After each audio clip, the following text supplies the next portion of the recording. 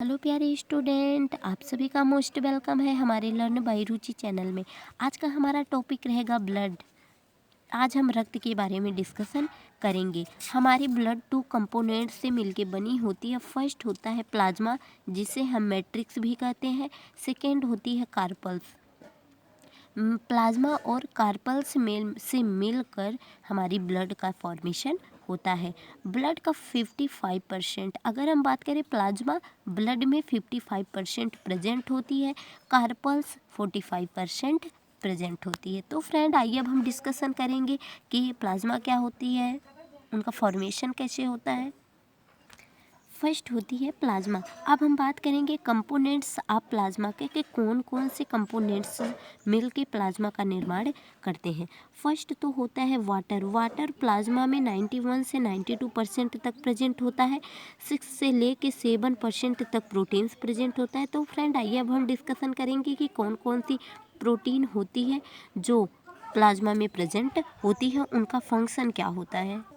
Plasma में 3 प्रकार की प्रोटीन्स पार्टिसिपेट करती हैं। फर्स्ट होती है फाइब्रिनोजेन प्रोटीन, सेकेंड होता है ग्लोब्यूलिन प्रोटीन, थर्ड होता है एल्ब्यूलिन प्रोटीन। तो फ्रेंड, आइए अब हम डिस्कस करेंगे कि फाइब्रिनोजेन, ग्लोब्यूलिन, एल्ब्यूलिन का फंक्शन क्या होता है हमारी बॉडी में।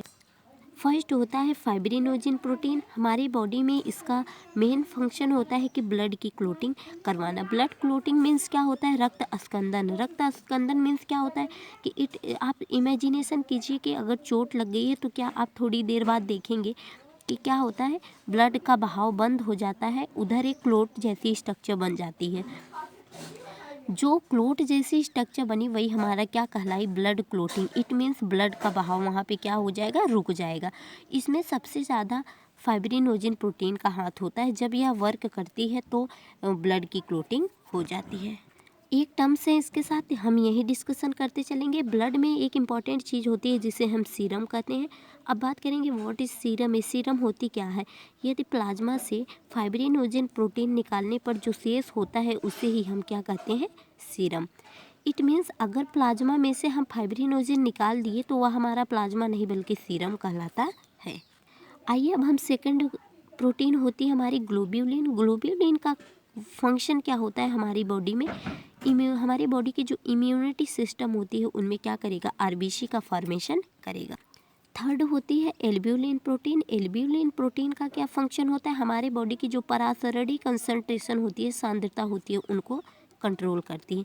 बचा 1%। 1% जो प्रेजेंट होता है ब्लड में वह होता है साल्ट, कैल्शियम आयन, ये सारी चीज़ें प्रेजेंट होती हैं। तो फ्रेंड, आइए अब हम डिस्कशन करेंगे कार्पल्स के बारे में। कार्पल्स को हम कणिकाएँ भी कहते हैं। कार्पल्स हमारी 3 टाइप में डिवाइड हुई होती है। फर्स्ट होती है आरबीसी, जिसे हम रेड ब्लड कार्पल्स कहते हैं। सेकेंड होती है डब्ल्यूबीसी, जिसे हम वाइट ब्लड कार्पल्स कहते हैं। थर्ड होती है प्लेटलेट्स। अगर हम साइंस की भाषा में कहें तो आरबीसी को हम इरिथ्रोसाइट बोलते हैं, डब्ल्यूबीसी को हम ल्यूकोसाइट बोलते हैं, प्लेटलेट्स को हम थ्रोम्बोसाइट कहते हैं। तो फ्रेंड, आइए अब हम डिस्कशन करेंगे आरबीसी का, यानी रेड ब्लड कार्पल्स का। फर्स्ट हमारी है आरबीसी, रेड ब्लड कार्पल्स।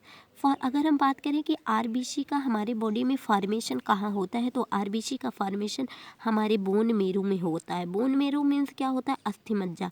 अस्थि मज्जा में हमारे आरबीसी का फॉर्मेशन होता है। इसमें एक बोन मेरो में टिश्यू प्रेजेंट होता है जिसका नेम होता है हीमोपोएटिक टिश्यू, जो क्या करता है, आरबीसी का फॉर्मेशन करता है। बार बार क्वेश्चन पूछ दिया जाता है कि आरबीसी का फॉर्मेशन कहाँ होता है, बोन मेरो में होता है। इसमें एक हीमोपोएटिक टिश्यू होता है जो आरबीसी का फॉर्मेशन करते हैं। अब हम बात करेंगे कि हम आरबीसी का शेप कैसा होता है। आरबीसी का शेप हम आपको इधर दिखा रहे हैं कि आरबीसी का शेप उभय अवतलाकार होता है। उभय अवतलाकार को हम बाइकॉनकेव शेप कहते हैं। इस आरबीसी का जो सरफेस होता है इस पे क्या हीमोग्लोबिन प्रेजेंट होते हैं। हीमोग्लोबिन का फंक्शन क्या होता है हमारी बॉडी में कि ऑक्सीजन को कलेक्ट करेंगे और बॉडी के आल पार्ट में जहाँ पे रिक्वायरमेंट होगी वहाँ पे प्रोवाइड करेंगे। आई होप कि इतनी चीज़ें समझ में आ गई होगी। अब एक बात और हम बता दें कि आरबीसी कभी भी डिवाइड नहीं होती, मतलब इसका डिवाइडेशन नहीं होता, ये कभी भी और भागों में विभाजित नहीं होती। क्यों नहीं होती? क्योंकि आरबीसी में केंद्रक, गाल्जिकाएँ, अंतःपादवी जलिका एब्सेंट होते हैं। अगर जिसमें भी केंद्रक एब्सेंट होगा वह कभी भी क्या करेगा? डिवाइड नहीं होगा। हमारे डब्ल्यूबीसी में केंद्रक प्रेजेंट होते हैं, वह डिवाइडेशन करते हैं। अभी हम इसका डिस्कशन आगे करेंगे। इतना आपको केयर करना है कि आरबीसी में केंद्रक एब्सेंट होते हैं, इसी कारण यह क्या होती है? डिवाइड नहीं होती। कुछ एक्सेप्शन होते हैं जैसे ऊंट और लावा, इन दोनों के आरबीसी डिवाइड होते हैं। क्यों होते हैं? क्योंकि इसमें केंद्रक पाए जाते हैं और सभी के आरबीसी में केंद्रक नहीं प्रेजेंट होता। एक्सेप्शन हमारे हैं ऊंट और लावा। अब हम कुछ डिजीज़ के बारे में डिस्कशन करेंगे कि क्या होता है जब हमारी आरबीसी कम। फर्स्ट डिजीज होती है जिसे हम एनीमिया कहते हैं। जब ब्लड में आरबीसी की कमी हो जाती है तो उसे हम एनीमिया कहते हैं। अगर अब हम बात करें कि हमारी बॉडी में आरबीसी का फंक्शन क्या होता है, हमारी मेन फंक्शन होता है आरबीसी का कि ऑक्सीजन गैस का क्या करेगा? परिवहन कराएगा। ऑक्सीजन गैस का परिवहन कराएगा हमारे बॉडी के आल पार्ट में।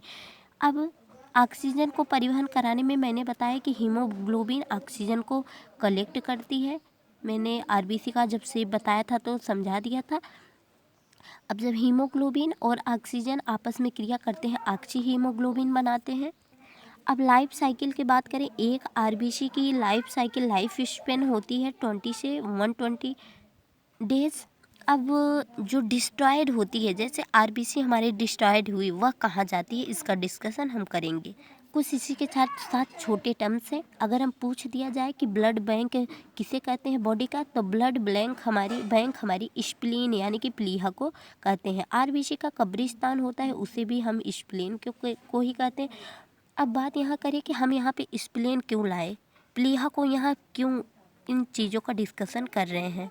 आइए हम इन चीज़ों को एक डायग्राम के माध्यम से समझाते हैं। एक आरबीसी, सपोज दैट एक आरबीसी है, उसका लाइफ स्पेन कितना है? 20 से 120 डेज। अब यह क्या हुई? डिस्ट्रॉयड हो गई। आरबीसी 20 से 120 डेज में डिस्ट्रॉयड हुई। वह कहाँ जाके कलेक्ट होगी? स्प्लीन में यानी कि प्लीहा में। अब जब स्प्लीन में चली गई तो वहाँ पे क्या होगा? आरबीसी ऐसे कलेक्ट तो रहेगी नहीं। जब स्प्लीन में जाती है तो अन्य तरीके से यूरोक्रोम और सारी ऐसी चीज़ें होती हैं जिनके बेस पे यह क्या की जाती है? एक्सक्रेट कर दी जाती है। यह होता है लाइफ साइकिल आरबीसी का। हमारी आरबीसी का फंक्शन होता है यही। आई होप कि आपको समझ में आ गया होगा। तो फ्रेंड, हम डब्ल्यूबीसी का डिस्कशन अपने अगले वीडियो में करेंगे, उसको एकदम विस्तार से समझाएंगे। तो अगर आपको यह वीडियो पसंद आया हो तो मेरे चैनल को ज़्यादा से ज़्यादा सब्सक्राइब, लाइक कीजिए। Thank you for cooperation.